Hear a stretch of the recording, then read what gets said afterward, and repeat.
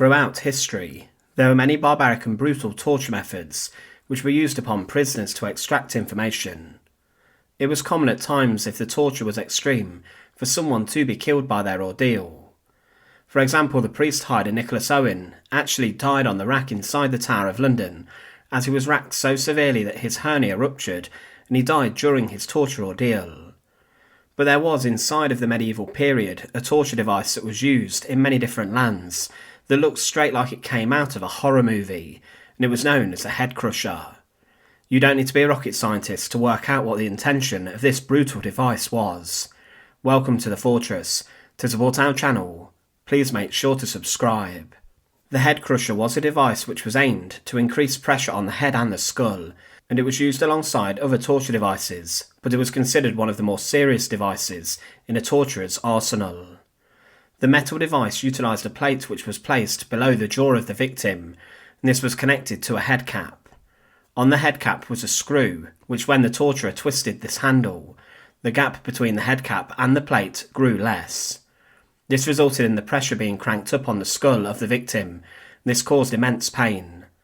Certain areas such as the mandible, facial bones and also the teeth of the victim would be subjected to immense pressure and strain.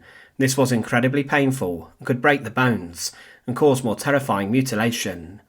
Some of these devices even contained a basket of some form to catch the eyes of the victim if they popped out of the head. Sometimes a torturer would stop the ordeal before a victim died, or before so much strain was put on the head that disfigurement took place to the victim's face. But they then tried to extract information from the person, but when they continued, often the victim's head would be crushed over a period of time, each turn of the handle exerting even more pressure until the victim died. The effect of this was an immensely painful death, as the jaw of the victim was crushed, and to make things worse, the torturer could even smash the top of the metal cap with a hammer, which would cause even more pain, and the vibrations from this could also cause more pain. The head crusher, as a medieval torture device today, looks incredibly harrowing and terrifying, and it is something that was used in different lands to extract confessions from a victim.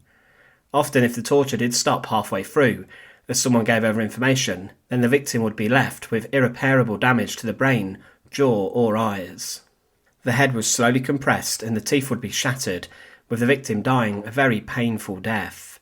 The head crusher was used during the Spanish Inquisition, and it was something that had a terrifying legacy and must be considered one of the most barbaric torture methods used throughout history. Thanks for watching. To support our channel, please make sure to subscribe, and once again, thank you so much for watching.